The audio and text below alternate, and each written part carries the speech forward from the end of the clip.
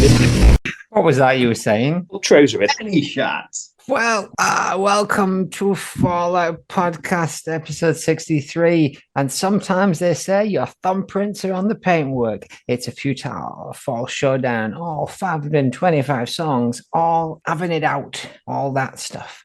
Sponsors. I know that was last week. This is not even the right set of notes. Oh, there it is. Here we go. Joined as always by Mashaw, Chippington, Beard, Billy Rugby with his vest made out of tracing paper. How are you, Pip? I'm good, mate. I'm good. Possibly too much brandy for breakfast, but it's all right. Aye. And Lord Sage Temple was here. Is he back? Is he having internet woes? It's hard to say, but I'm sure he'll be around at some point for something. T. Pemberton Walker, one of the best songs I've ever heard by Stephen King. Yeah, I'm doing well, Brendan. I'm enjoying my Aleister Crowley advent calendar. There's today's picture. Looking with his pipe like Phil Rigby. The Great Beast makes great chocolate. And vegan chocolate, yes. Tiny Tim Chua, consumed by premonition of trouble on horizon. Is he joining us tonight, Phil? Are you joining us tonight, Phil? And I am Tim Threebeards, no Hubbard or husbandry or freedom from the holy terror, and joined by Rob Tony, Mac 7 McLeod of Bruce County, integral wizard second tier. It was coated in poison. Bless. Indeed. Now, Robert, before we go any further, I believe that you've been working on a project you call the 3 Types of Fall Fans. Is that right? Yeah, I began about 90 minutes ago when you messaged me saying, I'm going to ask you what the 3 types of fall fans are. I hope you're ready for it. I'll edit that bit out. Let's hear what you've got so far. There are 3 types of fall fans. Good ones, okay ones, and bad ones. That's the best I've got so far. Oh, you can do better than that, Robert. Come on, bring it on. All right. 3 types of fall fans: the fall loyalist, the fall objectivist, and the fall revisionist. Shall I say more? Yes, please do. All right. Fall loyalist. Some of us are here and paying attention. Others are in some of us are meetings. also not, myself included. Fall loyalist. You like them at some point in time. What Marky Smith does is good and is genius. And since I am not a genius, I trust his wisdom. If it is Marky, it is good. It is my duty to get the new album when it comes out. This type of person listens to Live at the Witch Trials and then feels the necessity to listen to Reformation Post TLC and the Marshall Suite for equal measure. The loyalist. Alistair. 2, the fall objectivist. Let's look at the fall as an entity. Marky takes a sidestep here. Let's be objective. No cult of personality. Some of the band's work is better than others. Like, some of it's actually brilliant, and some of it is like actually shite. You might even have like some sort of tournament to objectively inquire into and decide what work is their best work. You may have stopped buying albums by the mid-90s, but you always listened to your friends' copies or anything afterwards, and then you went on a BitTorrent downloading binge in about 2007 and caught up on everything you'd missed. Mentioning no names, moving right along. What's the 3rd type? Fall revisionist. Those who question the problematic behavior of Smith and the institutional injustices of the Fall as an organization, with Smith at the top of the hierarchy reinforcing injustices against members of the band. But the fan can also discern for themselves a specific niche of Fall material, and they have curated an artistic appreciation for Marky and the band. And regardless of objectivity or not, they have curated a personal Fall Spotify playlist, and they also own 3 albums they found at a yard sale. But I'm not sure if those types stick really in the real world, Rob. I mean, it's good that you're playing around with these, but I think it's all pie in the sky. But let's get on with tonight's thing, shall we? Paintwork against Fantastic Life, Glam Racket against Bournemouth RunnerUnutterable versus Jingle Bell Rock, and Protein Protection versus O.F.Y.C Showcase. Philip, are we good to go? We are good to go, but I missed the last one of what Rob was saying, which he said me and Ezra was. So I want to know what kind of fall fan I am. Oh, you'll find out in 3 weeks when the episode comes out. Or pay more attention. Timo, I don't know how you put up with him all the time, to be totally honest with you, on your podcast. I don't want to pry, but who were you talking to, Phil? I hope it was fall business. It was simply a car hire firm. To give you I would now be playing Fall tunes were it not for that you've disabled my ability to actually do that, Brendan. I only have one job to do, and you're stopping me from doing it now. Go on strike, Phil. There you go, Sunshine. Give us some of paintwork. The simplest of tasks. For the simplest of people. Going twice all the way around those things. Two high ones, two low.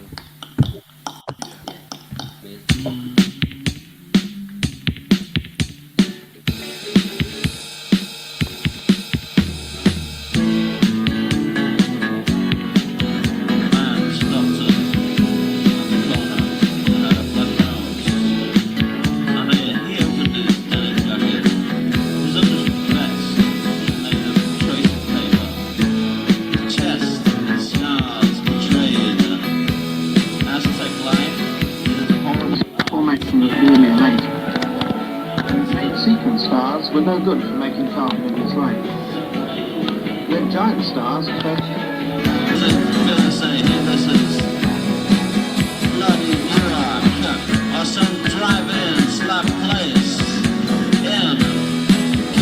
Sometimes I say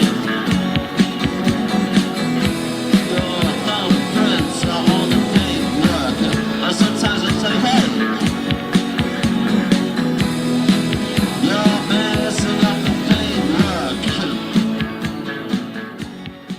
Well. As is customary in these things, Philip, I'm coming to you first. Paintwork, this nation's saving grace, 1985. Oh, this one's triggered a lot of chat in the bunker, hasn't it? And a lot of chat online, apparently, are just simply asking the question and people having a view. I love it. It's great. Loads of things jumped out at me as I was listening to it. It's sort of dubby production on it of things cutting in and out. Band instructions coming over the top. That wonderful Ringo Starr sampled cymbal that kind of comes in every sort of 4 bars, possibly from Dr. Rock, I don't know. They're like afterthought vocal mix going on, which is, you feel like you're eavesdropping on what Mez has got to say. Maybe we shouldn't be listening at all. And then because you spent so much effort trying to listen to what he's saying, you kind of miss the fact that this wonderful music has just been building up in the background and going on and on and on. And then about 4 minutes, you get a nice change where it all sort of livens up. They learned all the lessons from overly repetitive stuff without any sort of sorbet. It's great. It's got so much stuff going on with it. It really reminded me of the Pixies, like Wait for Your Man kind of vibe. So very, very poppy. Lovely warm keyboards on it as well. Really enjoyed the juxtaposition between that, the nice poppy music, and Mezzy's sort of somber, Smiths-esque kind of combination going on. And then his lovely throwaway comment hook that, yet again, maybe that is what he was eavesdropping in, and he's kind of nicked it from somebody else's conversation. The whole, you're messing up the paintwork, one of those things that you kind of hear in everyday conversation. So yeah, brilliant slice of perfect Folds. Indeed. Alistair, what do you make of this? Yeah, I'm agreeing with Mr. Pit Rigby over there. Love it. Another great example of him kind of like cutting off the nose to spite the face, where you've got like this really beautiful pop song, like, you know, that's quite competent in its own way. And it's just like, right, how can I fuck this one up? Like, you know, and that makes it even better. I do like it. Well, all the stuff with the little samples coming in and out, it reminds me a bit of A Day in the Life, which is great. But yeah, it's been vandalised in a beautiful way. It actually reminds me a bit of F.A.L.L.O.U.T.P.O.D.C.A.S.T or something like that, with the way that the samples are coming in and what it is. You know, it's just like loads of like random, or kind of random speaking. But yeah, they kind of like the pop sound to it. It reminds me a bit of Pavement. I know Phil mentioned Pixies, which is like fair enough. They like the keyboards, the little pitch bend thing on it. It amuses the hell out of me. That's very frank. But yeah, all the time you've got a very nice, reflective vocal delivery going on, which is dead sort of like relaxed, low key. It's a very nice song. I do like it. Indeed. Wish I had my cards out that I had the other week of Sounds Like Faust, Sounds Like New Order. What are you getting the red? Cramps. Cramps. It must be time soon to do a Futures and Pass on the Cramps, Alistair. It might be, yeah. I mean, Lux Interior, what a guy. He was in an episode of SpongeBob SquarePants. Indeed. Rob, what do you think of Paintwork? Paintwork, quite like it. To add to the Pixies Pavement references, I also heard like early 70s Kinks. And even for a moment, I was like, where is this like acoustic guitar guitar line, where have I heard this from? And I finally sorted out this morning, Ween's Tried and True. There's something about the, drum machine production, those warm synths, the guitar work that remind me of some like Ween material as well.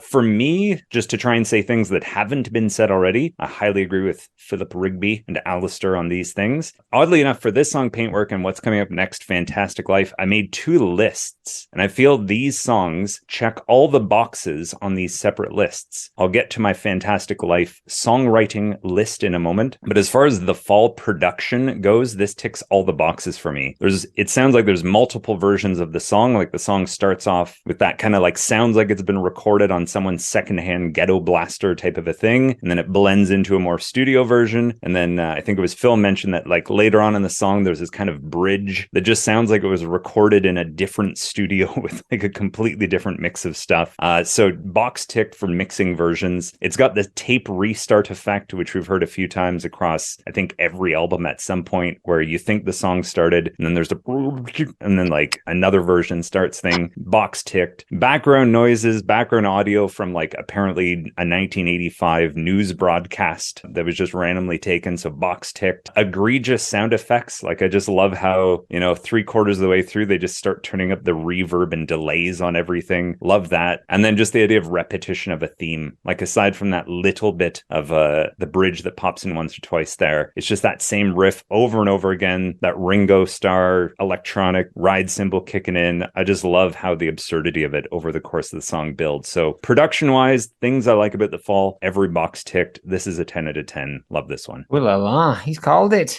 Man stopped us at the corner. He had a bloody nose. I mean, he opened his denim jacket. It was under his vest made out of tracing paper. Chest scarred, portrayed Aztec life in his horrible, self-made, disfigured, tedious in its over-acquaintance and obviousness. So apparently Bricks thought he was about their new house. The other one is, this one might be too, but Mez said it's about how the English personality is about independence and the Europeans don't understand that. That's how he interpreted those lyrics. But really, he just got told off for touching the paint, didn't he? He's been in trouble.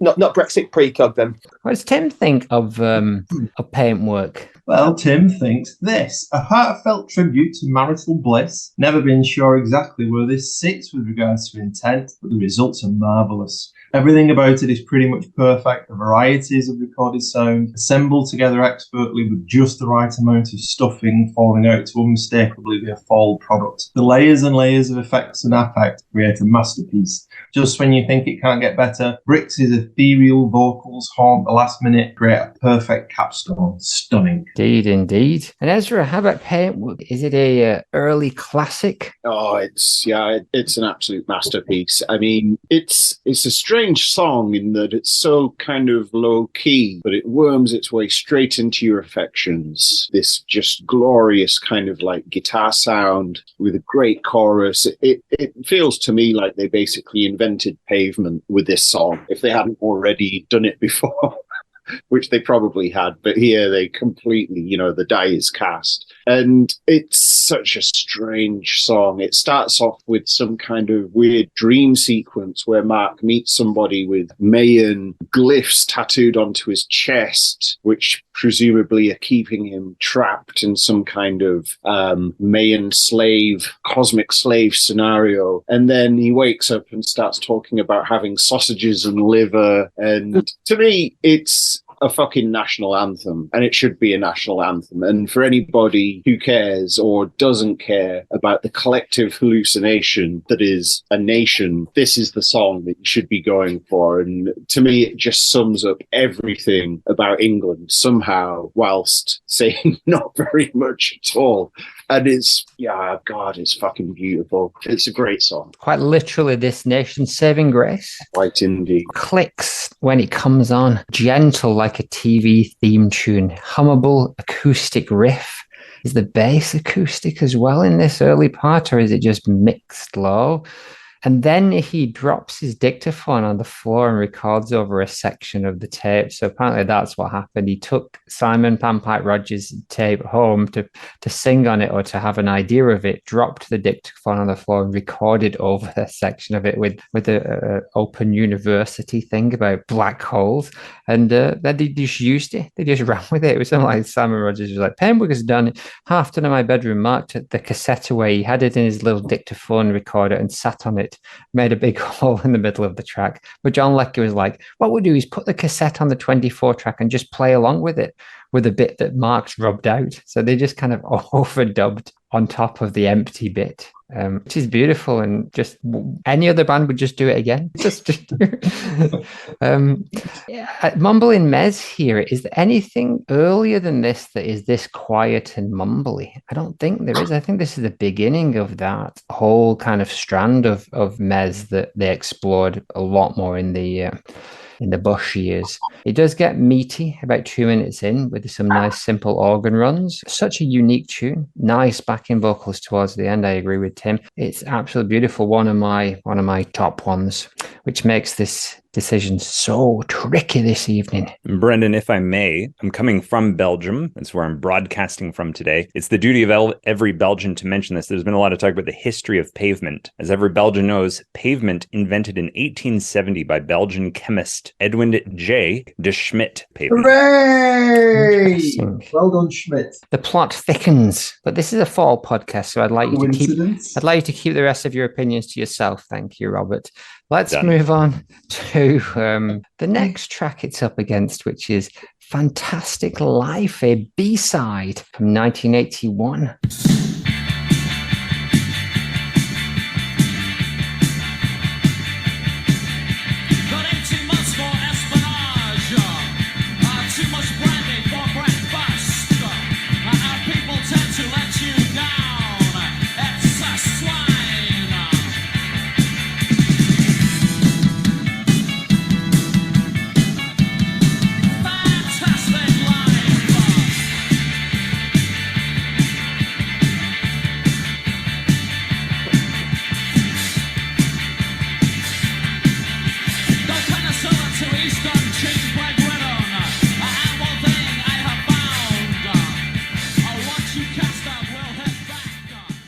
So people have been giving me a hard time about putting these songs up against each other. Like, we've got 10 episodes left in the first round. Let me just give you a hint of what we still have to come and see if you can organize it better. Totally Wide, Industrial Estate, The Classical, My New House, Fiery Jack, Jawbone and the Air Rifle, Pro Art Threat, Hip Priest. They all have to come up in the last 10 episodes. So do the mathematics. Anyway, Alistair, what do you think of this song? It's a fantastic song, yeah. It's got, some very poppy stuff in there, even though it's like dead minimal, but it's not going to be something that fans of pop music will like. Reminds me a little bit of the Velvets. I think it's the I don't know, the rhythm or something like that. But there's some lovely vocal delivery. I love the yelps. It's like Smith's yodeling, which if you put it together, Smith yodeling, smouldering. The keys, very kind of like minimal approach to it. It's a song that I think you could get a band like, I think I've said before, Stereolab could have covered this one and like really nailed it. And for some reason, I've written here, Hitler does not like bad news. Oh, he didn't, did he? He just used to ignore it. Who does, Al? Who's just like you and I. Well, more like you, but exactly like you. But Fantastic Life, fantastic song.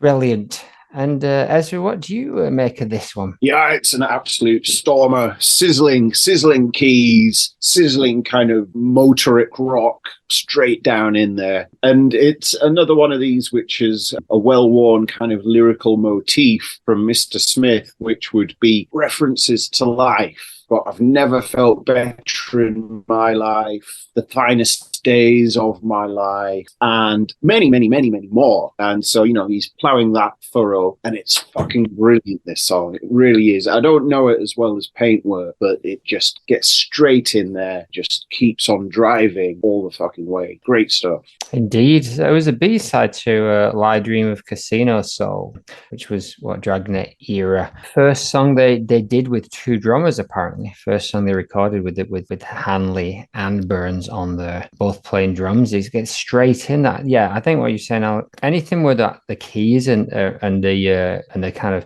4 to the floor are in kind of sync in lockstep, gets that motoric thing going on. And yeah, Stereolab would do a beautiful version of this, I think. Nice menacing keys underneath, which I think are Riley, and the bass is driving it home, and it goes on a bit long. It's a 3-minute pop song, and there's about 4 tonight that go on for about 6 minutes. I was done at 3 minutes, but this is one of my favorites as well, which is such a hard choice.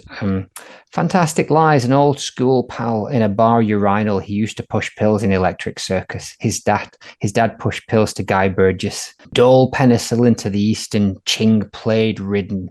And the one thing I have found is what you cast out will hit you back, and man will find he has to deny his fantastic life. Many, many more. This is actually, the lyrics in this song are top notch. Very good indeed. Robert, what about this one for you? Yeah, my life has become a little bit more fantastic since discovering this song. I'm still getting into the fall. I'm still a newbie in this game, which you guys are experts in. But if I was now trying to get someone else into the fall, I would actually put this on my 20-song intro mixtape to give someone, with a little like asterisk and a little 1 indicating a footnote. And in that footnote, I would say, this to me ticks all the boxes as far as songwriting goes for the really good high energy fall tunes, like unrelenting drums with no or minimal fills, heavy emphasis on the tom drums, box ticked, choppy guitars, tick, that's indicating I was checking it. The other instruments are not playing hooks. They're just adding to like the intensity. Like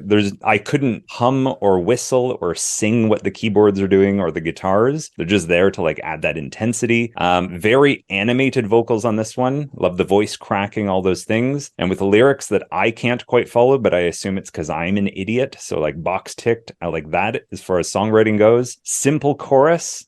This one also a 10 out of 10 for me. We're sending prime cuts to the Last Chance Saloon with this one. Oh yeah, and the one other thing with the marquee vocals, doing the at the end. Espionage, those things, box ticked. As far as like the songwriting of the fall goes, this one ticks everything for me. Yes, indeed. It is a tough choice. And there's going to be some copious footnotes in this mixtape. You might have to add some extra pages to the booklet. But yeah, you can tell us. What if like Paintwork had just gone up against like Jingle Bell Rock? And what if this one? No? Oh, Robert, Okay. do you not listen? Know my intro at the beginning where I said that it's divided into 4 eras? I know I didn't say it today, but I know you're a long-time listener. 4 eras, Robert, just for you and the listeners at home. Jingle Bell Rock was recorded some point later. It's all a bit vague at this point, but it just for clarity, I'm a long-time caller, first-time listener. Very good. I'm going to read some more of those lyrics because they are top notch. Style's too easy to buy nowadays, and there's interference with the mail, and you just can't get out the words. Some people think if they had a job, they'd be well. The Siberian mushroom Santa was in fact Rasputin's brother, and he did walk around Whitechapel to further the religion of forgiven sin murderer. No lie. A friend called David said he had a Barney on Corporation Street. A fantastic lie. La, la. I can't remember who said anything at this point. I'm so excited. What does Tim think? He says the following: a brutal thing to purr this against the aforementioned sublime slice of fall with a perfect gutsy sound, everything working in harmony, that driving and choppy guitar style in particular. Lyrics are also brilliant and evocative. Good shit. Good shit indeed.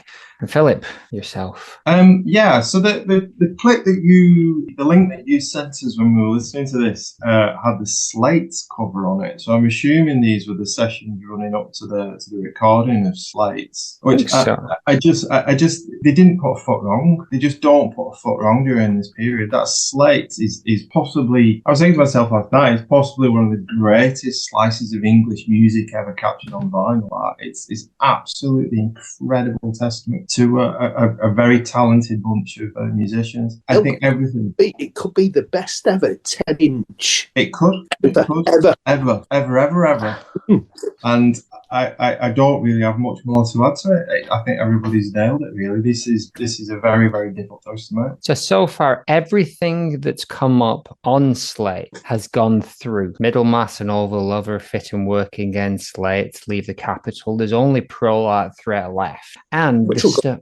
What's that? Which will go I'll out. go for it. I do. But the bonus tracks, bonus tracks are Lie Dream of Casino Soul, Fantastic Life, Medical Acceptance Gate, which again, they just added more top-notch stuff to that. It would just make it the best album rather than the best 10 inch. Basically, yeah. But Time. it's time. Time. It's time. I'm trying to procrastinate, but I can't do that no longer.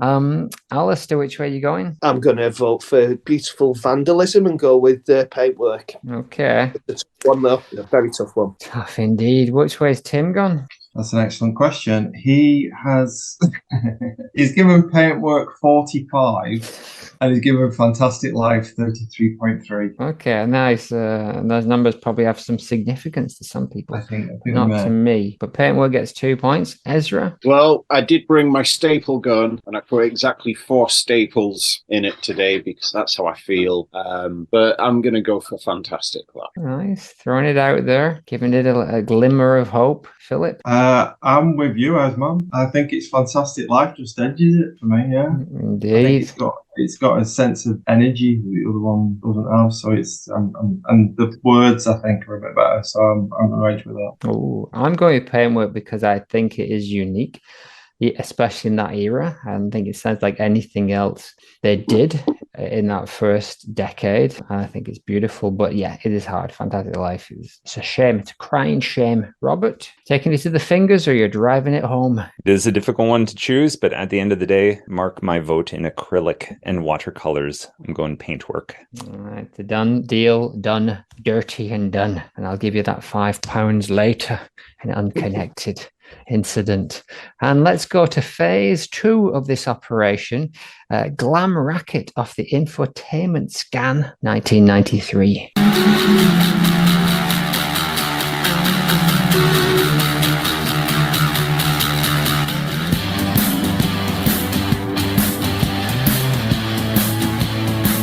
Stop eating all that chocolate.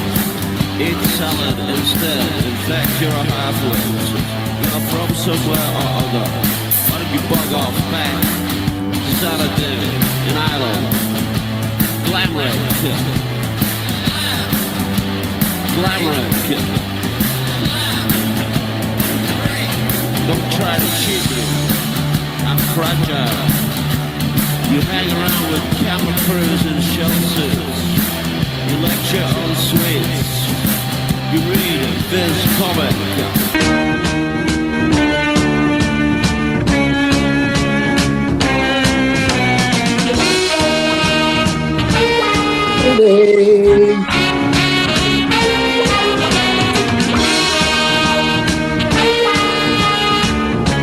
Well. Glam Rick.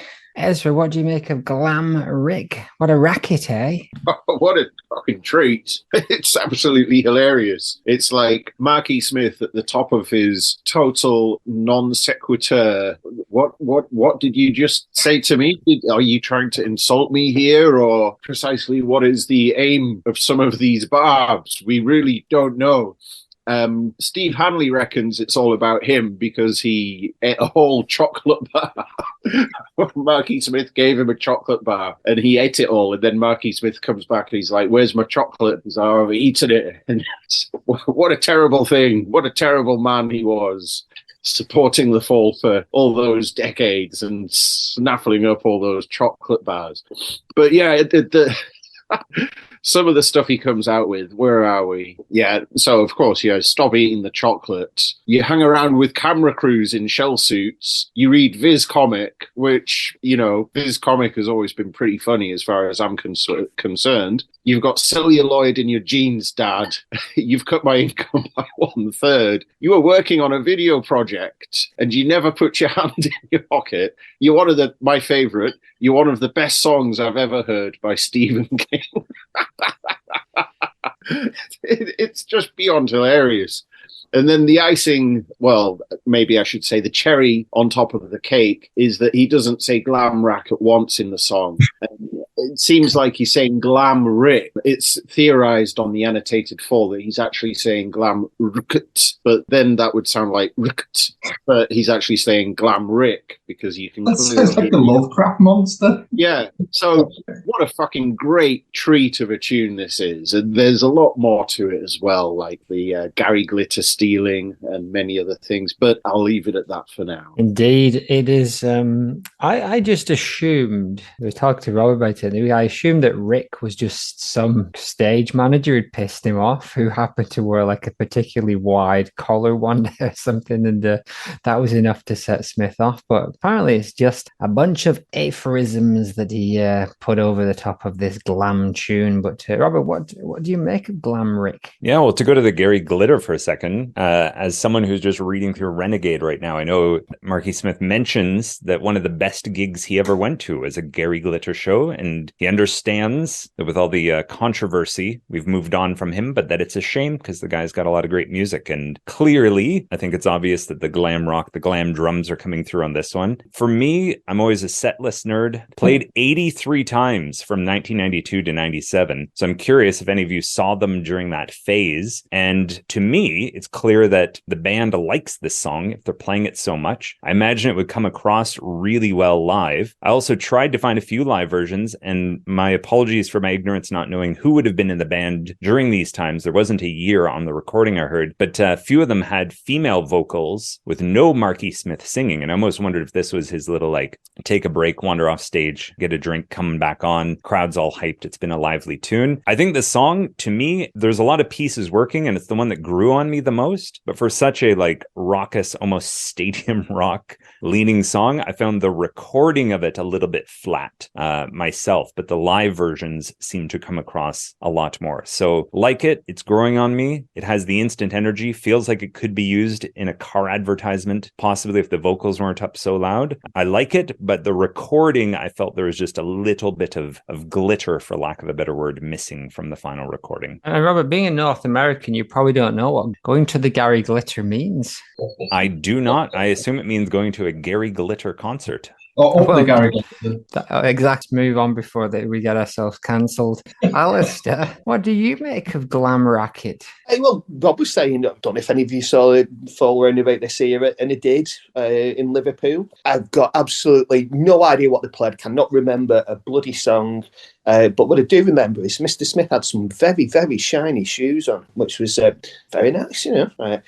But yeah, it's like full on sort of like glam rock mode, hence the title. So it's kind of amusing for that. I did like to imagine Smith wearing a big mirrored hat, a bit like Noddy Holders. That was a lot of fun. But yeah, it's an all right song. I remember Peel playing it back in the day, and I quite liked it then compared to some other stuff off the LP. So it's all right, but you know, again, not my favourite era, but it's pretty competent. Does what it does. Aye, you can definitely imagine a pop video with Vic Reeves in that era, dressed as Noddy Holder with mirrors all over him, stomping around. Glam, racket. That would have been prime. I feel like Rigby. This one, it just doesn't make sense to you, does it? It's true. You can tell it from the puzzled look on my visage. I like the intro. I'd love to hear that song, which is why I showed that Metronomy track yesterday that it reminded me of. And then it sort of careers into the glam rock that everyone's been describing so well. I was going to mention Renegade, given the fact that the book club thing coming up quite soon, which I'm assuming was why Rob was genning up. And I remember the reference in that you made to Glitter. And it's a bit of an odd genre of music, glam rock, isn't it? There's sort of people that are associated with that, like your Bowies and stuff, and you Slade that you've mentioned. But the thing that jumped out to me the most about it, because I didn't think the music was all that. I think other people have done parodies of glam better. Doctor and the TARDIS is the one that instantly sprang to mind for me, which I think is a much livelier kind of tune, and it's got a bit more of a... Well, that's just sampling, isn't it? That's just like loads of different samples of like glam stuff just whacked together with over the Doctor Who theme by the KLF. You might be underplaying some of the production at work there, but I just think it comes across a bit better in the final dynamic record. But the line that jumped out to me was the whole stuff about suede. It's about the fact he's queethed in suede or entrenched in suede. I just thought it was a really good way of describing somebody. I think we've all seen roadies like that, haven't we? So yeah, I must admit, I took a similar view to you, Ben. I thought he was picking on something like that. I don't think the music really does that much in this record to talk about. I think the lyrics do all the heavy lifting, really, and that's quite funny and enjoyable. But I couldn't shake off the fact it was a bit of a novelty, and the novelty wore off after a while. So it's not one of my favourites today. Yeah, I'm with you. That distorted intro is really nice, and then the glitter beat comes in. But yeah, once it gets a bit meaty, Shanley and Scanlon don't quite go too full on pub, and that was the thing like about glam. You had the Bowie end, which was arty and fey and light, and then you got Brickies in mascara at the other end of the spectrum, just like rocking out proper pub rock. Blockbuster! Yeah.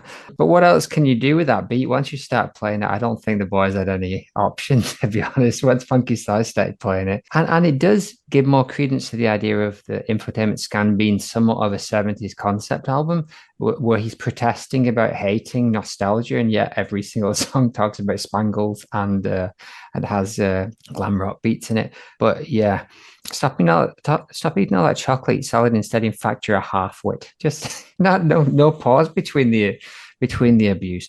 Glamrick, Rhinestone, your Clearasil produces Rick Torfen rashes. You post out 60-page computer printouts on the end of forests.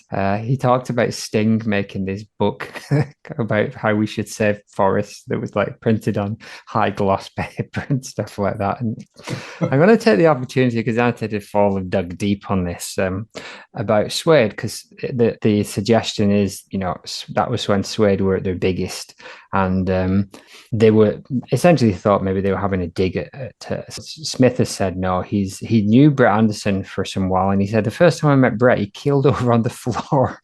I got on okay with him, but he kept following me into the toilet every time I went for a piss. It's God honest truth. For drugs? No, for sex. I don't know. Maybe he just wanted to look at my underwear. And Suede supported the Fall. And one of the guys from Suede saying, they said he could be really rough on support bands, but he gave us lots of time. He came to speak to us in the soundcheck. He was really friendly, and the shows were great. And on the way home, we were listening on the radio, and Smith had an interview right after the gig. And Smith said, "Did you like any of the new bands who call you an influence?" And Mark said, "Like who?" Skinner said, "Well, like Suede." He just said, "Never heard of him."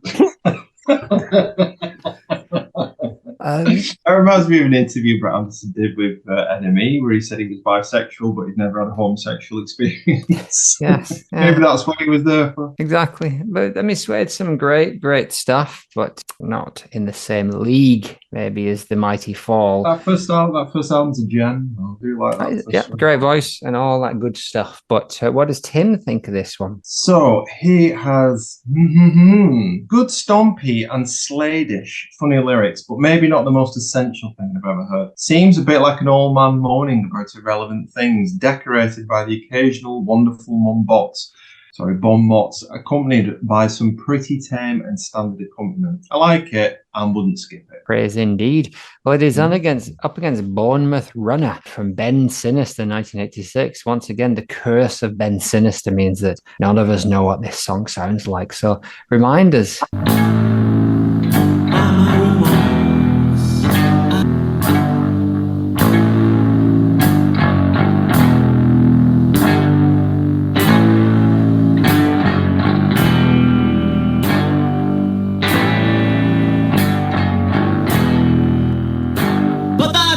After the Bournemouth Runner, Bournemouth Runner, cook of the day, Bournemouth Runner, the first night, Bournemouth Runner, he was a Bournemouth Runner.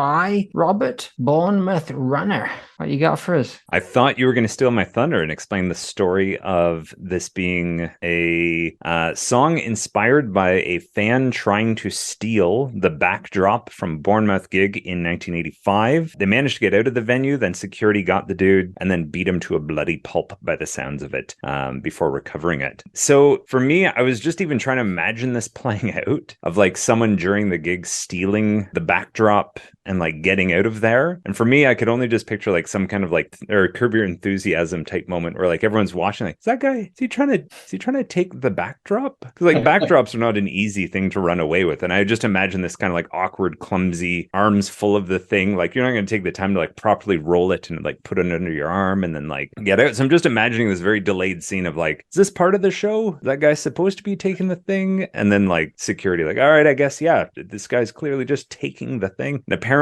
that Marky Smith was quite, what would you say, protective of the backdrops. Brendan, can you Apparently he that? really liked the backdrops, and that was one of the main things that he was bothered about when they were on tour, that the backdrop was good and it was up on stage. So liked the tune, nice rockabilly type song after that kind of like slow looming building intro. And thinking that I wouldn't have much to talk about, I tried to educate myself on Bournemouth a little bit because I'm a ignorant North American who doesn't know much about other countries. Two fun quick facts for you. The Beatles, after Liverpool and From London. Bournemouth. Yeah. Sorry. Bournemouth is the UK town where the Beatles played most concerts in the UK after Liverpool and London. And as well, it's also the place where Winston Churchill almost died when he was 18. In 1892, a young 18-year-old Winston Churchill fell from a bridge in Bournemouth. And after falling 29 feet, he was unconscious for 3 days and bedridden for 3 months. Perhaps connected to the song, but probably not. You ever see that film called Young Winston where he's like train surfing? Yeah. That's what this song is about.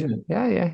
Anyways, back to the song. 96 Tears like keyboards. Like the rockabilly side of it. Good. This one connects in the way for me that Glam Racket doesn't. It's got all the high energy bits. They all fall together in a nice way. Really, really like this one. Indeed. Yes. Thanks for that. You've my fact-checking my cousin. Alistair, what do you make of Bournemouth Runner? Yeah, the intro reminded me of like a slowed down version of Strychnine or something. But yeah, once it kicks in, it's got like a really sort of solid beat with functional bass. And I did scribble down 96 Tears for the keyboards. And Rock Lobster just to sort of like go into default mode.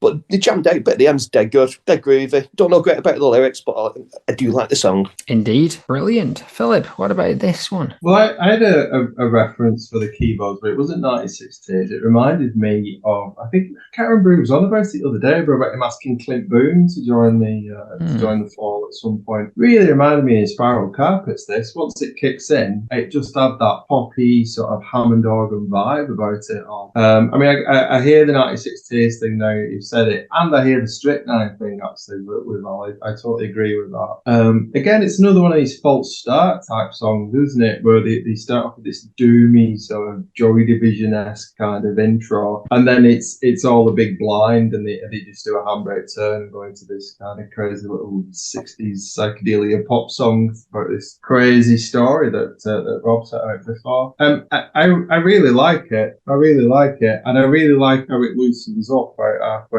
through and it just bounces all the way to the end. So a bit of a weird start, but the second half of the song is absolutely fab. Yeah, that dark and heavy Hanley bass setting that mood. Yeah, and it does sound like a garage tune, really slowed down. Smith doing that quiet crooning, and then a left turn of the most splendidest kind. And they've turned into the Spiral Carpets. The big 60s organs take over, driving beautifully. And Funky Psy there on the, I guess, either a rim shot or a hat, just pushing it along. Great keys, I think it's Simon Rogers at this point. How could you know it was a Bournemouth Runner? The drums take over when they get into the fast bit, and it's really nice. But yes, all about them keyboards, I think. So Rob, apparently we have the name of the young man who decided to take this backdrop. After the encore, Terry Stote, sounds like a made-up name, who had been a Fall fan since the 70s, jumped onto the stage Terry Stoat. Stoat. That's a Monty Python name, right? Stoat. Stoate. The Larch has been a Fall fan since the 70s. He jumped onto the stage, pulled the backdrop off. He jumped off the stage, said to me, "Come on," and ran out of the side door. A couple of bouncers chased after him, and after about 200 yards, they caught him, and I arrived just to see the last punch being thrown and the backdrop being taken back. Terry was still smiling, though. He was smiling even more when the track Bournemouth Runner was released. For a while, he ran a van removals firm under the same name. Apparently, the backdrop was never seen again. Brilliant. Ezra, what's Bournemouth Runner do for you? Yeah, it's great the way the track kind of punctures its own kind of gothic pretensions and launches into this Keystone Cops type riffing. Presumably that's the moment that the backdrop was purloined. And yeah, as has been said, the keyboards are just beautifully chirpy, perky keys, the kind of thing that I really, really love. And it's interesting how a man will form, like these kind of relationships with inanimate objects. I'm sure we're all capable and have done so, but Marky Smith, he really seemed to have something. For his backdrops, he would describe them as money. That's money, that is. That's money. I don't know what part of a backdrop represents money for a band, because I've never given a toss if a band is performing with or without a backdrop. But he goes even further in the lyrics here, like, here we go. He took away our guiding light. Our backdrop was friendly, bendy. Often it would rumble into hotel and partake with us in diluted drink and dog meat of RAC recommended hostelry. So I really, really like that backdrop. He would take it for drinks. I'll speak up in defence of backdrops, though. I've used them with my band. You put a lot of work into it. Do you know what I mean? It's like you only have one, so if somebody nicks it, I'd probably go running after them and fucking do for me as well. To be honest with you, I did always used to like going to gigs when you got a band with a really shit backdrop, and it just looks like it's been done by a bunch of 3-year-olds. Yeah, those are the best ones. I concur. Consumed with premonition of trouble on horizon by my remarks, I was certain that I was destined for persecution, but then I took a chase after the Bournemouth Runner. Bournemouth Runner was chilled to the bone at 8 a.m. on a Bournemouth born. There was a dead drunk outside Route 51. 2 nights before Bristol Ball, a runner took backdoor exit hall. Bournemouth Runner. So there was in Static record shop in Wigan, somebody stole some Hot Chip records. So this dude was being dodgy and he like going around, and then Paul noticed that the Hot Chip records had all gone. And so they made a rec poster where someone drew a picture of what they remembered him looking like, and they put it in the window saying "Hot Chip Thief." If you see this man, please let us know. And I can't think of Bournemouth Runner without thinking of Hot Chip Thief. It's brilliant. What does Tim think of this? So he's put more evidence that Ben Sinister is one of the highlights of the Beggars era. The funky keys are infectious, Mark is on absolute form, and the stop-start building is handled superbly. I like how they absolutely mangle what would be a jolly chug and make it feel on the verge of collapse. The drums sound great, especially in the cavernous-sounding breakdown. Could spend days praising it. Oh la la. So we've got Suede against Pulp. He's in a bloody good mood, isn't he, with these? Yes. Let's see which one goes through, Philip. Which you putting through? It's got with Bournemouth Runner. Easy for you, innit? Easy. Ezra, what about you? I'll go with the Glam Rackets. Indeed. Robert? Bournemouth Runner. Okay. Alistair? I'll go with Bournemouth Runner, which the title does remind me of something you'd find in the Profanosaurus. Make your own explanation. There's references. And what about Tim? Timothy Twa is going with Bournemouth Runner. It's a done deal. I'm also going with Bournemouth, although I do have a lot of time for the Glam Racket, but it's got no chance of coming back, sadly. That is going to be a tough last chance bag when we get there. Moving on to the next showdown with the Unutterable title track from the 2000 LP.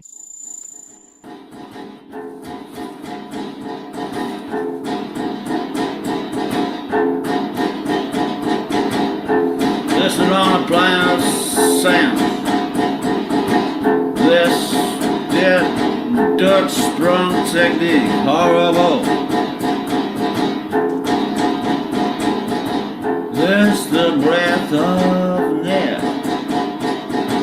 on dripping post-seizure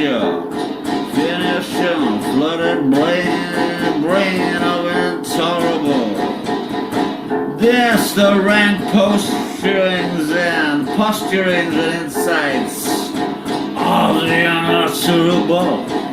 Of the unutterable. Of the unutterable. Of the unutterable.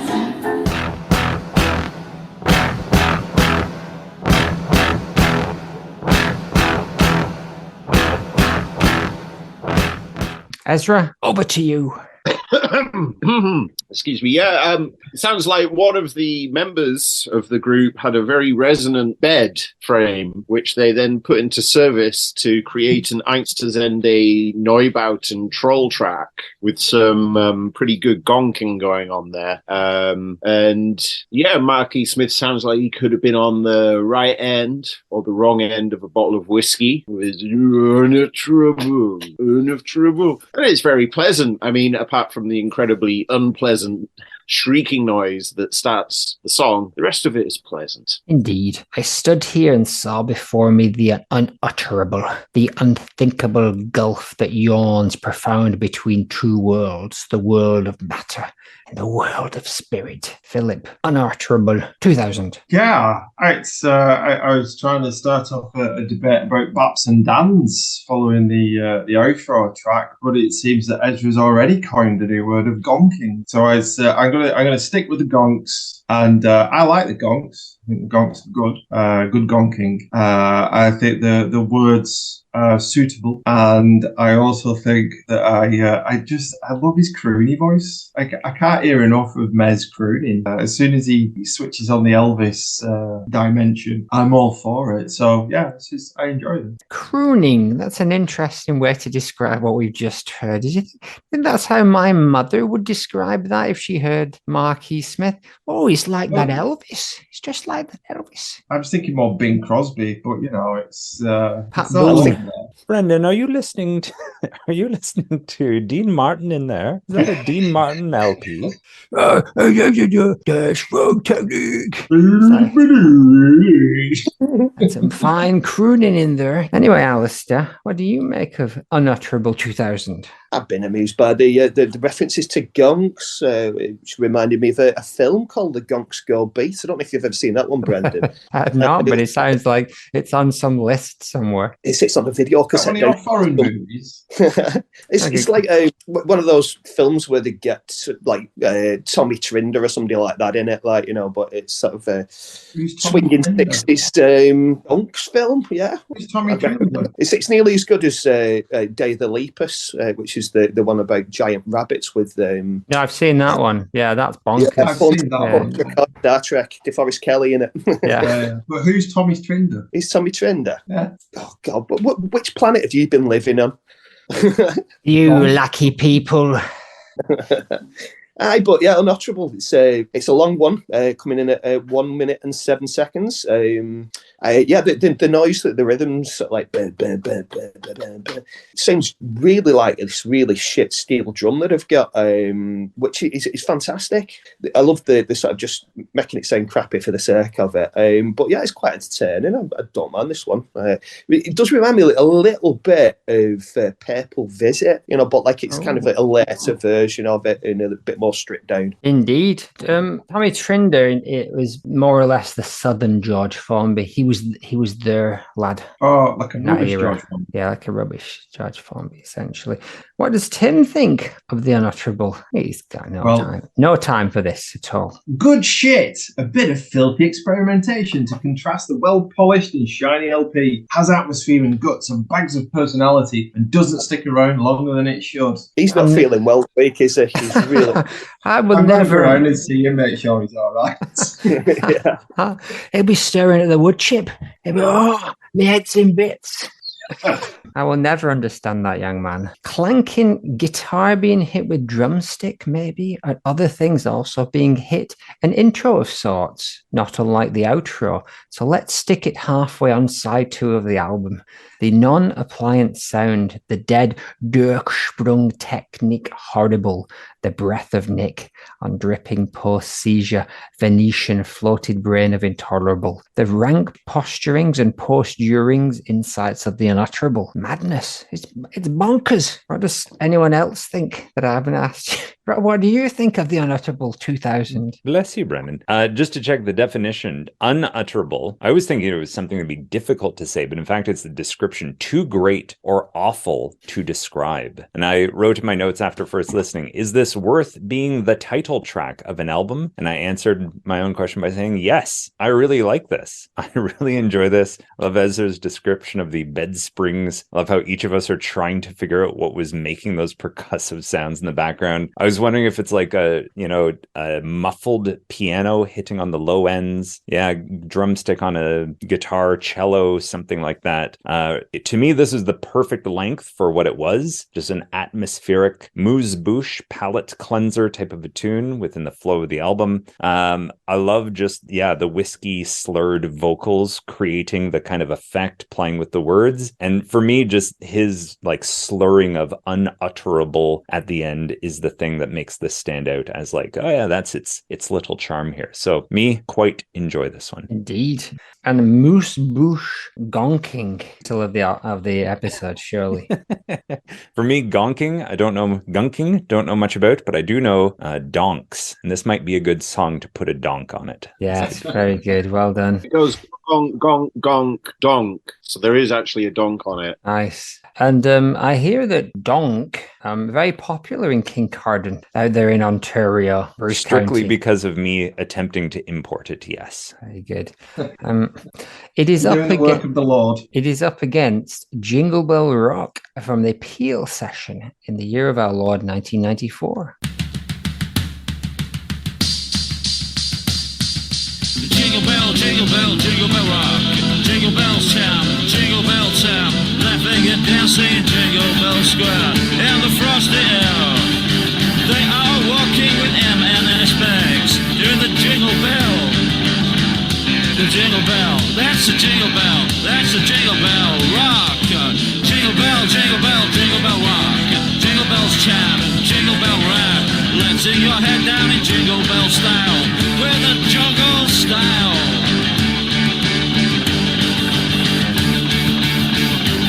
And that's the jingle bell. That's the jingle bell. That's the jingle bell. Jingle bell, jingle bell, jingle bell rock. Jingle bells chime and jingle bell time. Post office runs a hill. Letting your hair down in Jingle Bell style, in a jungle style. Philip, what does Jingle Bell Rock do for you? Interestingly, again, coincidentally, obviously, it's just we're in December. This show is going to go out pretty much close to Christmas, and the next one, Protein Protection, had a Christmas version as well. So, Mark pulling the strings again from behind the grave.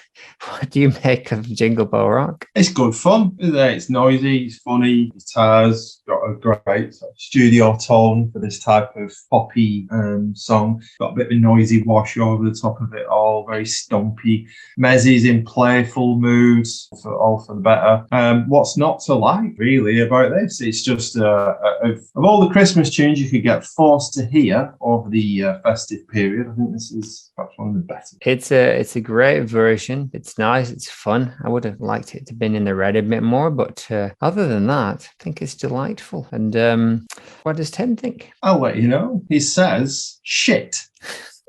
Eyes. This fever's broke.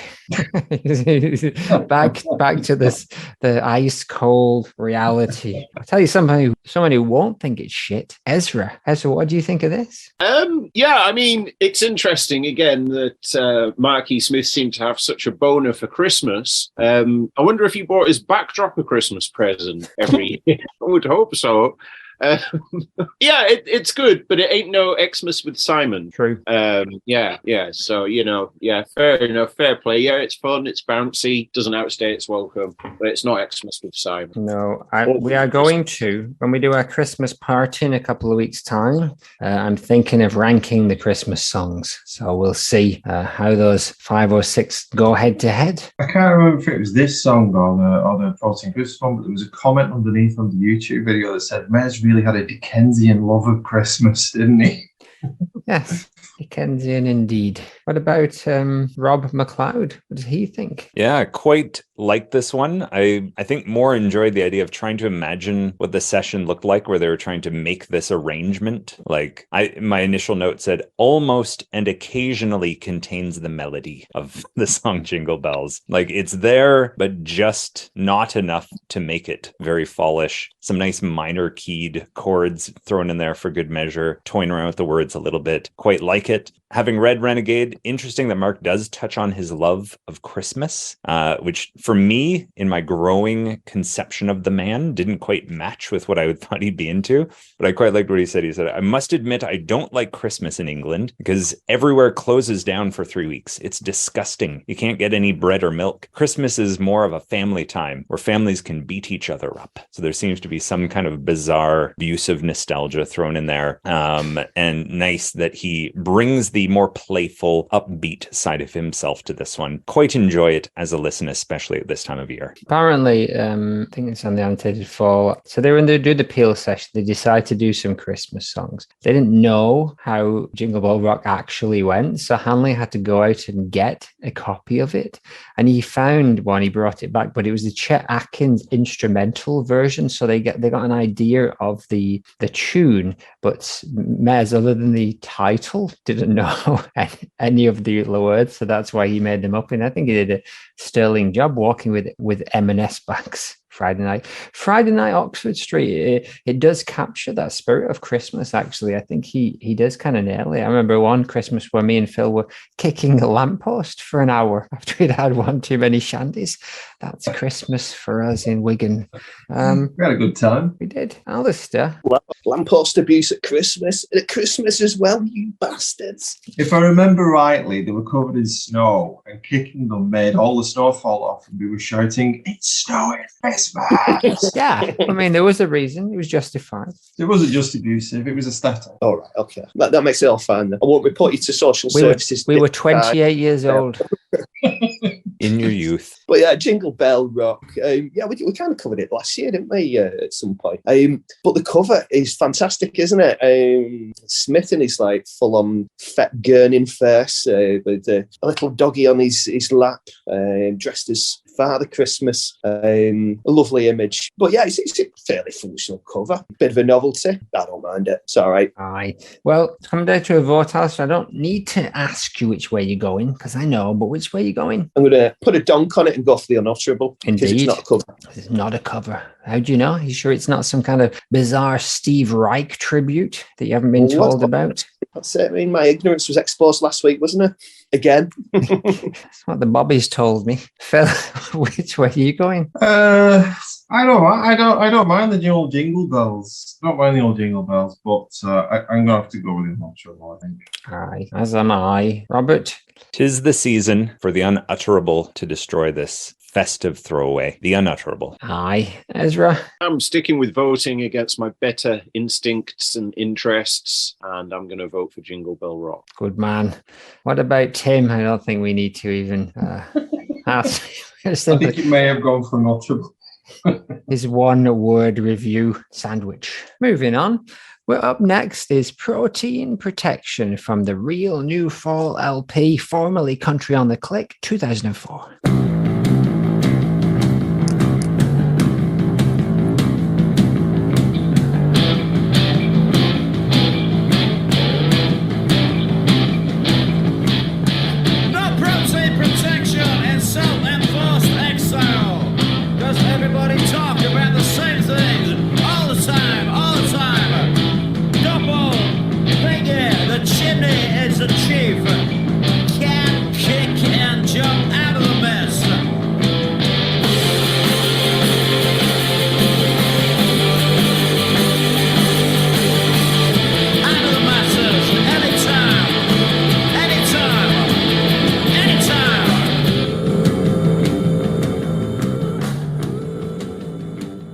Protein Protection. What's Tim reckon to that?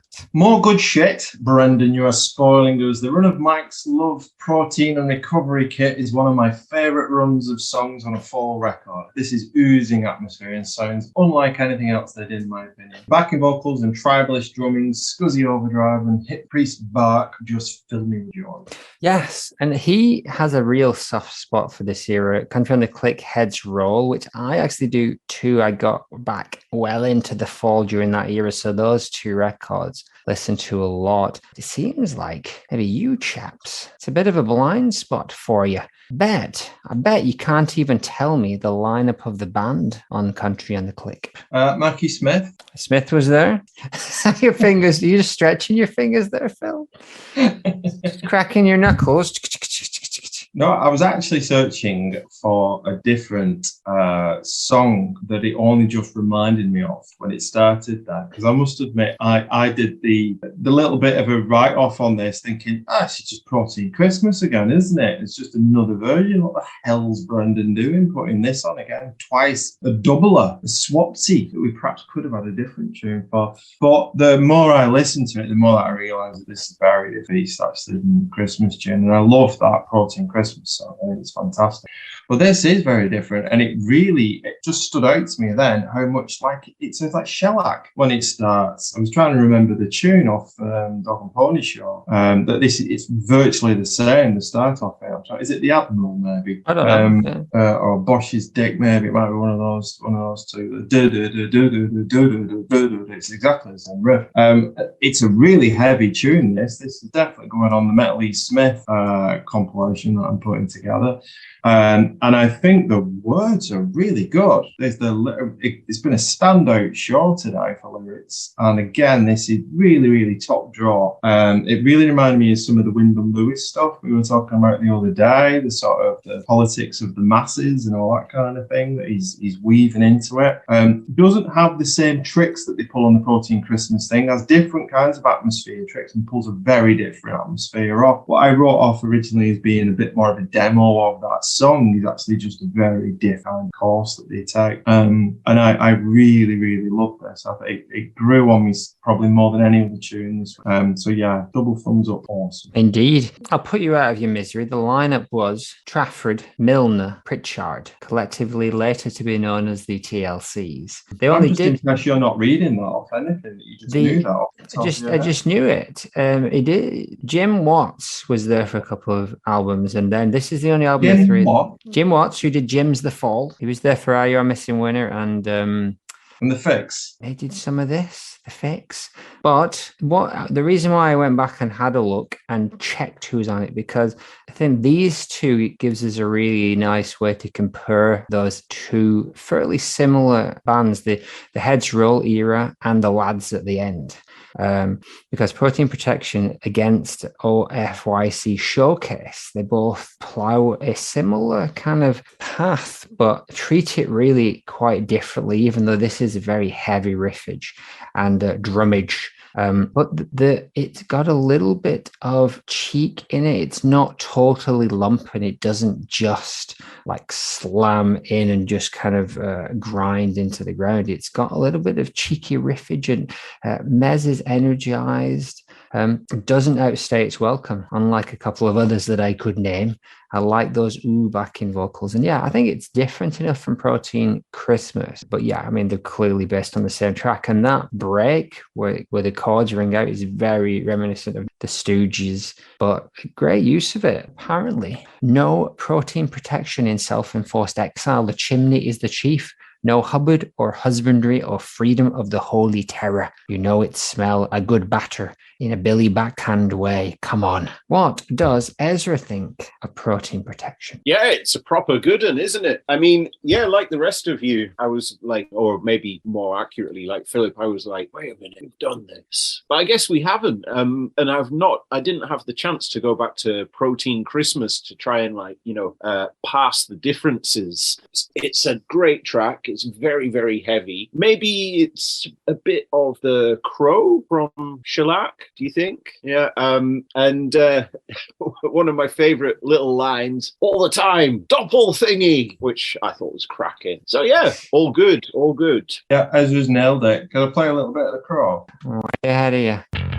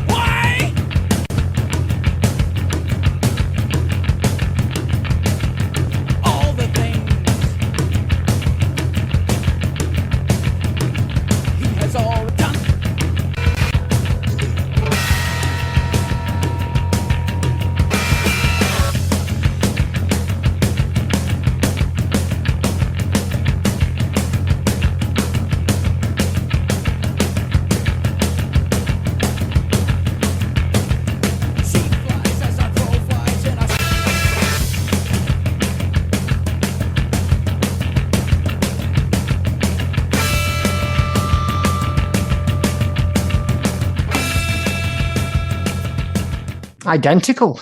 Fucking bullshit. What does Rob think of this shellac cover? This is why you were never allowed to DJ at gigs. That was why. The one I got banned for was playing the Godspeed You Black Emperor album with Robert Frost poems over the top of it. Someone's birthday party. I got kicked off after 20 minutes and I was never allowed to DJ again. Robert, what do you make of this song? Yeah, so can you play the Crow song now? I just heard the protein protection one. Okay. Keep it short and sweet here. Love the tension in the song. Love the chorus choir ooze in the background. A really nice touch texturally. I had no ability to figure out what the lyrics are referring to. Read through the annotated fall footnotes, and it was just like 9 completely separate different topics. My confusion did not take away from my overall enjoyment. Really, really, really, really, really like this one. It is a good one, and that era gets a lot of love. It is that Country on the Click is a great LP. The beginning of the Fall's second half and Eleni being on the scene makes a big difference. Yeah, I have no idea what the lyrics mean. It's just another set of beautiful abstract poems which resonate on a whole other level. Thank you, Steve Albini. What about you, Alistair? Yeah, I picked up on the Albini thing. I wrote it sounds like they've eaten a few shellac LPs, but I also wrote it sounds like Trans Am covering Ennio Morricone, because you've got that like backing vocals, that spacious bit that's really nice, with the chords ringing out. But yeah, I think he sounds a little anemic for shellac, really. They're very hard hitting at times, but it's a very good song off a very good LP. Are you suggesting that a shellac album may have better production than the Fall album? God forbid I'd ever suggest anything like that, Mr. Rigby. It does. I've made 3 producers. When you listen to them back to back, though, yeah, I mean that shellac one goes very hard, and but the protein protection it holds its own to some degree. But I'll give you that one, Alistair. Ezra, what about protein protection for you? Have you just told me already? I'm sorry, I'm losing my mind. Phil, what about you? I started off, didn't I? Rob, what about you? My notes short and sweet. Really, really like this one. Good tension. Like the background choir. Good stuff. Really like it. Al, what about you? What about me, Shipman? Shipman. What about Tim? Tim hasn't told us. What did he say? Yeah, he has. There's a full round. What about me? I've told you as well. Let's have a listen to what it's up against, which is O.F.Y.C. Showcase from the 2010 LP of the same kind of same name.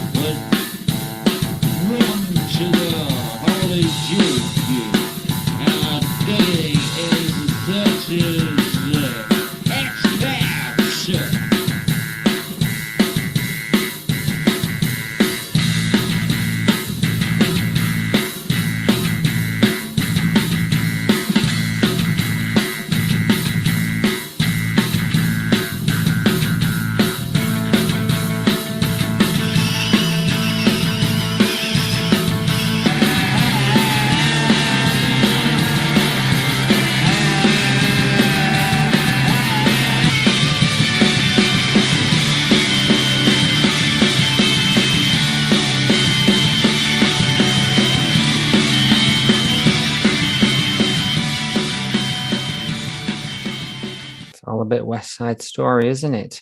What about, Robert, what do you make of Our Future Your Clutter Showcase? Love the idea of the title, the future clutter concept. To me, the song has the potential. Drums come in nice and hard, expecting a lot, and then sadly a bit disappointed. Feels like unfinished Smith vocals to me, aside from the weird chanting moaning that he does at the end. I did like that. It does showcase the potential of the band to make the most out of a one-note verse and essentially two notes in the chorus. Had it been pushed to the red, maybe could have gone in the direction of like a Sonics or the Mummies kind of a thing. It's got that high energy feel, but to me, this one flopped onto the side of sterile for me. And as an insult to the song, the actual best part of it to me was like the last 8 seconds of that like tiny distorted keyboard sound blipping in and out in almost like a William Basinski broken, shattered kind of way. I actually liked that part of the song and the drum intro the most. Everything in between, not my cup of kombucha. I get you, Robert. Ezra, how did you feel about this? Well, I wouldn't go quite that far. I feel like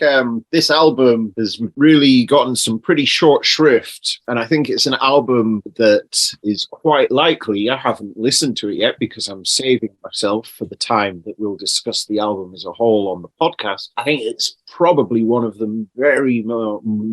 the much more stronger ones from the later period. And so far we've spat in the face of Bury parts 1 and 3, which I think is fantastic fucking track. It's one of my top later period full tracks. The Slippy Floors track, which I haven't listened to it recently, but somehow this track reminds me of that, but maybe not quite as good as that. But unfortunately, we already voted that one off, which was an enormous mistake. But this one, yeah, it's great. I love the vocal performance as well, especially with the completely unhinged and completely unconnected to any other part of the music when Smith starts going,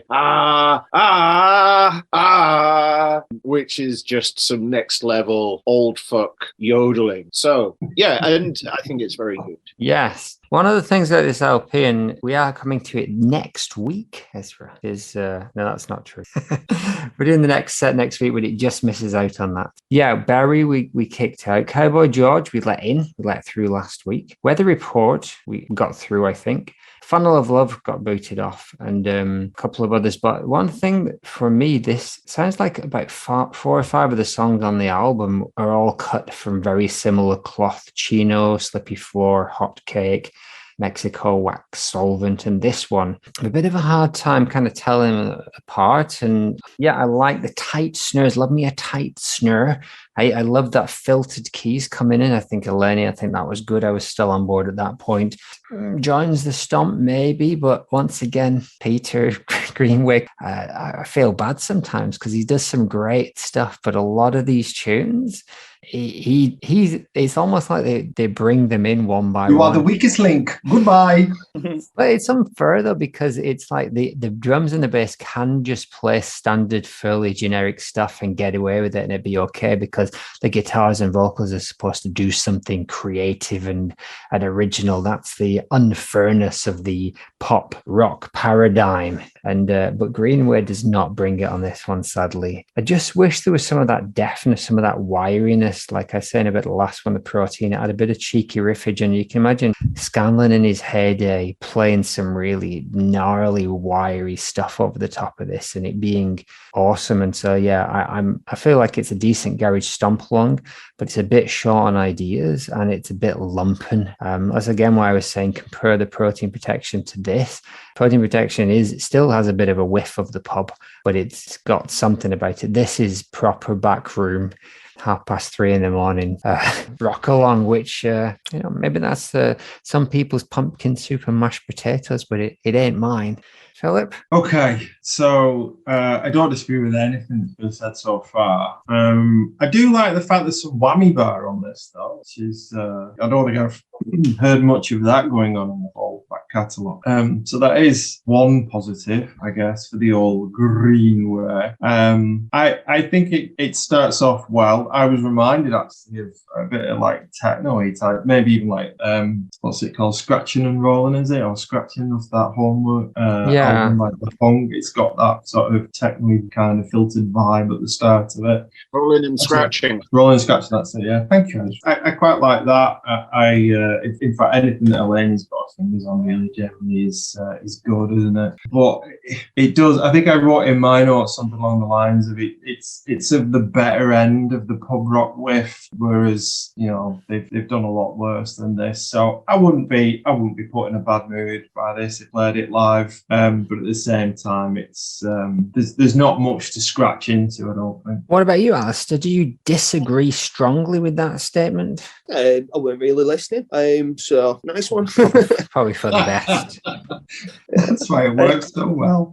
It's minimal but effective, not wanky. It's a bit garagey, like, you know, keys have been mentioned before, quite like you know, it's the in the red thing, as has been said. It could do with roughing up a little bit and kicking around. And that's why I do agree with Phil. I was actually listening to him.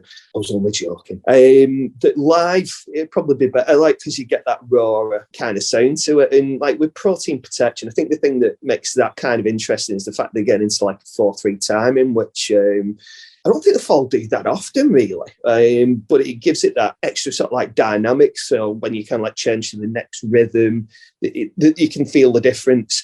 Where with this, it's just that standard kind of beat going on and on. Like, but I don't mind it, but it's not dead interesting. They remind me a little bit of Noi towards the end, but I think again that's just like the minimal approach that they've got to it. So it's simple but effective. Aye. Annotated Fall picked out the meaning behind it. So apparently Smith said he was in Ireland and he saw a sign that says, "Our equity is your future." And he said, that's really fucking Irish. You can't say fairer than that, can you? It sounds like a curse. It's something a Satanist would say, "Our riches are your soul." It's a bit hard to explain. I always got our future, your clutter, which they then switched at one point. It was our future, your clutter, and then your future, our clutter. They switched it around, but our future your clutter suggested that they knew that the CD was going to be bought and then just essentially thrown into a pile of shit on the floor at some point, like kibble, the apartment just getting fuller and fuller with Fall CDs and knockoff bootleg laser discs. What does Tim think? He's put another one that could sail through on most weeks, but here has no chance. I love the way it just locks into a one-note groove for ages with that filter-swept synth note stabbing away. Admittedly, it sort of devolves into a fairly standard riff rockapur after a while, but it's fun, so who cares? I love Mezzy's inept bits. Me too. So do I. And so let's take a vote. Protein Protection or O.F.Y.C Showcase? Robert? The alliteration of Protein Protection. Ooh. Philip? Yeah, PP. Aye. Ezra? I'll go with the O.F.Y.C Showcase. He's done it again. He's read the room and he's gone against his better judgment. Alistair? Protein Protection for me. You're not playing along, are you? You could have done it. You could have swung it, Alistair. Could have done. Can't be asked going to fingers. Going to fingers. Not again. Going to the glitter. Fingers, if the counts, no. What does Tim think? Where's he gone? Easy. He's put protein. Yeah, me too. So that means Protein Protection goes through, as does Unutterable and Bournemouth Runner and Paintwork. So all in all, Robert, did the right ones go through? Brendan, this week, happy to report all the right songs went through. Brilliant. If you could just tell us that every time an episode comes out, whether the right ones have gone through, that would warm the cockles of our hearts. Quality control, yes. Well, post-cog. Well, I hope you can come back one day and talk to us about the Marquis Smith book, Renegade, in the new year. But next in store for us, chaps, is the next special, which we are looking at a real new fall album, Heads Roll, Reformation Post-TLC, and Imperial Wax Solvent, the penultimate run of albums that takes us through more multiple lineup changes. And then the week after that, we will, if we feel so inclined, do a Christmas special / party. Looking forward to it, should such a thing happen. Anything to say for yourself, chaps? That was good. Simply wanted to say thanks for letting me tag along for the fun today, boys. I really appreciate listening to what you guys do. It is the Lord's work. And as a new Fall fan, it's helped me to get into the band. So greatly appreciate it. Welcome anytime, Rob. Rob McLeod with Clan McLeod. Integral Wizard, it's tier 2. We always have wizards in here. Wizards are a dime a dozen, Rob, but you're a tier 2 wizard. So how does that make you better than a regular wizard? Tier 2 is the higher elevations of the Isle of Skye. That's right. Bigger hat. Got a bigger hat. More pointy. Razor sharp. All right, bye. See ya.